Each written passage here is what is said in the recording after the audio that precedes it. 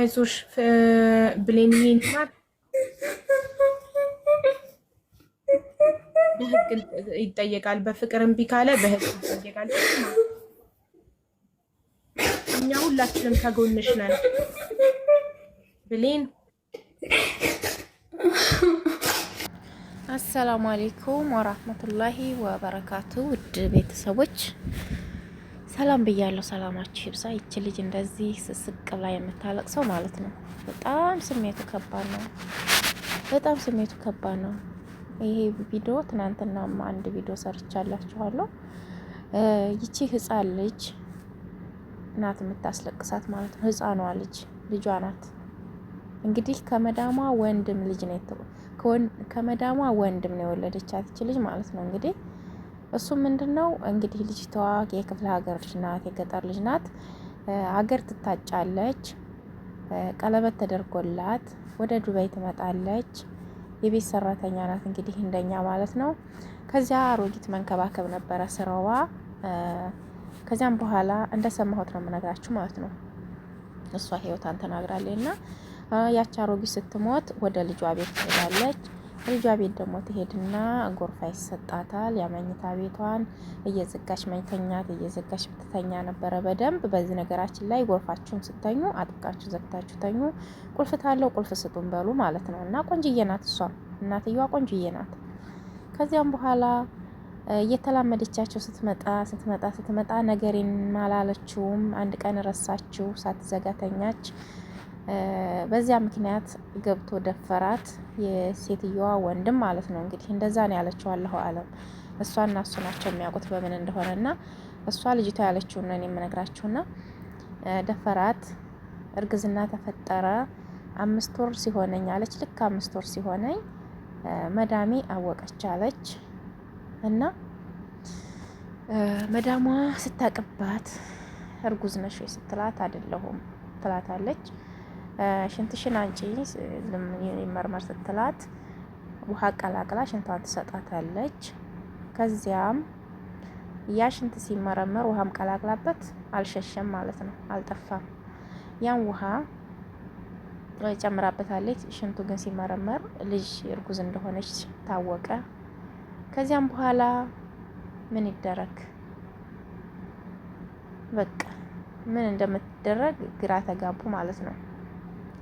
ነይ ፖሊስ ጣቢያ እንሂድ እንክሰስ ስትላት ከማን ነው ስትላት ከወንድምሽ ነው ስትል ፖሊስ ጣቢያ እንሂድ ስትላት ተነሽ ፖሊስ ጣቢያ እንሂድ ስትላት ለመክሰስ ይሁን አላውቅም። ከዚያ ልጅቷ ደግሞ አልሄድም ወደ ሀገሬ ብቻ ሸኝ ትላታለች። 6000 ድርሃም እጇ ላይ ያለ ያችን ሰርታ ይዛ ነበረ። ከተደፈረች ወዲህ ለቤተሰቦቿ አትልክምም አትደውልም፣ ጠፍታለች።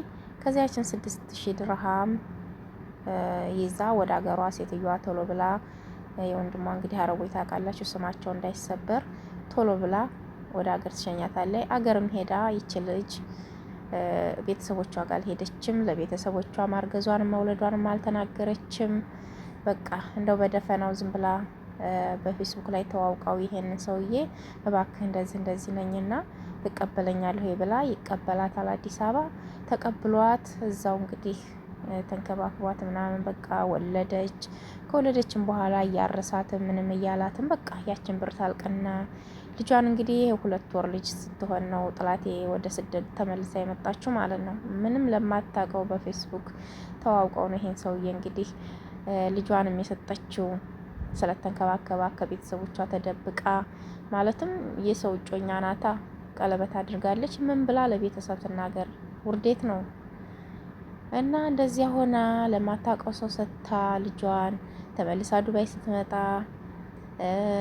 ልክ የ2 አመት ደሞዟን ሙሉ ደሞዟን ለ2 አመት ልትሞላ 4 ወር ነው እንደዛ ሲቀራት ነው እንግዲህ ግን ሙሉ ደሞዟን እየላከችለት ነበረ ልጅቷን ለማሳደጊያ እየረዳችው ነው።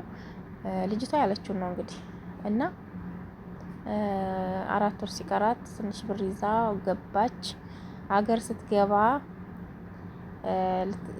ስትነው በፎቶ አትፖስቺ ለምንድን ነው ስቶሪ ላይ ሼር ስታደርጋ ለምንድን ነው የምታረጊው? ልጅ ጥሩ አይደለም፣ የሰው አይን ይበላብኛል ምናምን ብሎ ይቆጣታል። እሺ ትልና ከዚያ ሀገር ገባች።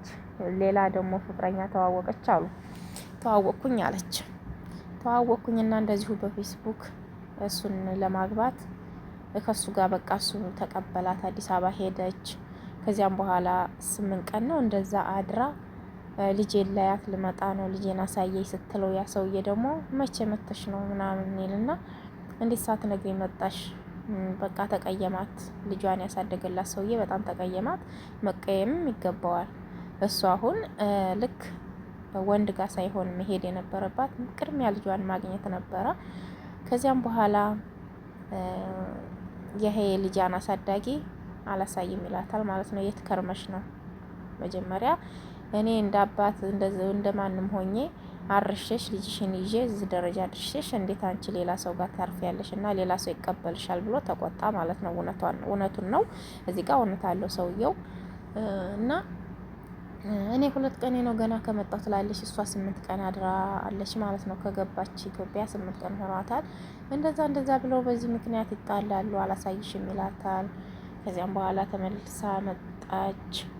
አሁን ተመልሳ መታ ደግሞ ልጇን ሳታያት እንደገና ደግሞ አሁን አሳይ ስትለው አላሳይም ይላታል። እና እንደዚህ የምታለቅሰው ነገር አሁን ፍትህ ይገባኛል፣ ልጄን ለያት፣ በቪዲዮ እየደወልኩ ለያት፣ ያሳየኝ፣ በቃ በብዙ ነገሮች ሲከራከሩ ነበረ።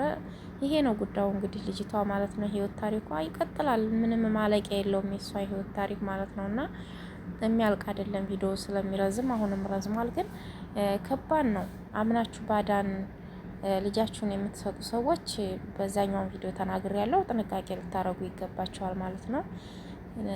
እዚህ ጋር ልጅ እቃ አይደለም፣ ዝም ብሎ ለማያውቁት ሰው አይሰጥም። አይደለም እንኳን እኛ ለእናትም ለእንደዚህ ለሌላ ምን ለእናቴ ልሰጥቼ ራሱ በጣም ነው እንትን ብለው ማለት ነው። አደራ ጠብቁልኝ፣ አደራ ያዙልኝ፣ በቃ አደራ አታብዥቢ ትለኛለች እናቴ ራሱ ማለት ነው።